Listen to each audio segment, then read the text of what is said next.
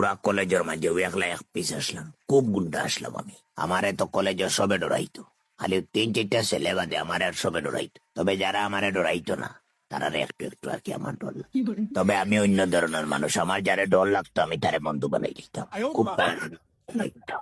আর তারারেও আমি ওরকম করছি, কারণ তারা কিছু গুল মিটিং এ বোঝা গেছে যেন আমার উপরে একবার হইতো।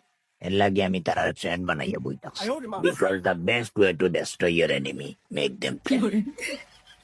আমরা দর্শকে কিন্তু আরো অনেক কিছু জানতে চাই আপনার কলেজ লাইফ সম্পর্কে।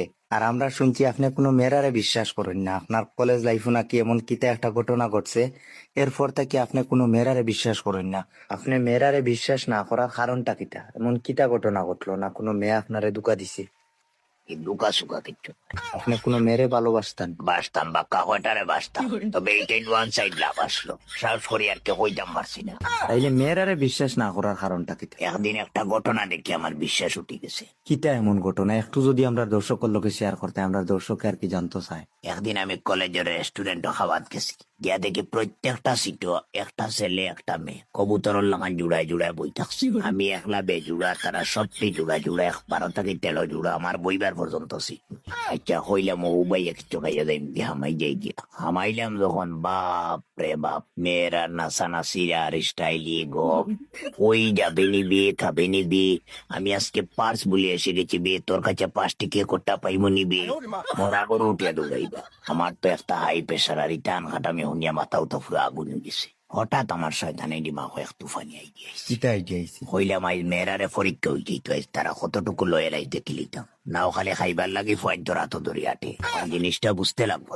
প্যাকেটটা কিবা করছি, আমার নকিয়া মোবাইল যে সিমু নয়, তারা সামনে আন্দু নম্বর টুকিয়া লাগাইছি ফোন। হইলাম বন্ধু তুই খানোরে অমুক জায়গাতে একটু আয় তো দেখাইয়ে তোর গার্লফ্রেন্ড অন্য একটা ছেলের সাথে বইয়া কিতা খাওয়া ধরছে। এর কুয়া শেষ করতাম পারছি না, দেখি 13টা মেয়ের মাঝে 10টা মেয়ে জানালা বাইবার গিয়ে দৌড়ে উঠছে। আমার এক্সপেকটেশন আসলে একটা 2টা মন মন নিজে বইয়া কিছু খাইতাম আমার মধ্যে দিলে অঘটন ঘটে, কিন্তু ওই যেমনি হয়েছে বন্ধু আয় দেখাইয়া সবটি মেয়ে জানালা বাইবার গিয়ে দৌড়ে উঠছে। সবটাই নিজের উপরে লই গেছি, আর যে 3টা লাস্ট পর্যন্ত টিকিছে এটাই না আসলেও ভালো মেয়ে আসে, উইদাউট মেকআপ, ন্যাচারাল বিউটি, তার কথাবার্তার স্টাইলও একদম নর্মাল। এই ধরনের মেয়েরারে 99% বিশ্বাস করা যায়, কিন্তু তারা সংখ্যা মাত্র 5%। একদম ঠিক কথা। ও এখন বুঝছি যে এই ঘটনার পর থেকে আপনি আর মেয়েরারে বিশ্বাস করেন না। ও কারণে মনে হয় আপনার ভালোবাসাটা না দূরে রয়ে গেছে। জি না, আমার অন্য সমস্যা। কিতা সমস্যা একটু যদি শেয়ার করতা?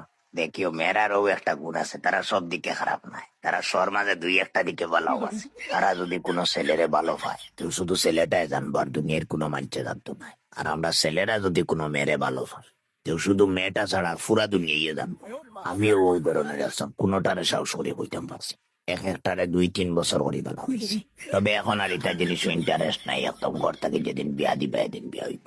আপনার ঘরও আর খেয়ে খেয়ে আছে? আপনারা বাইক হয়েছেন? আমরা তো 4 ভাই, এর মাঝে আমরা 3 ভাই শিক্ষিত, বিয়ে এমএ সবকিছু আমরা করিয়া বুয়াত, আর একটা ভাই তার পড়াশোনা নাই, শয়তানরে পড়াইতাম পারছি না। ওটারে এখনো গরো রাখছনি, বাড়িতে কি বাইর করিয়া দে? আরে আমরা পুরা পরিবার হেসাল, আর আমরা সব বেকার।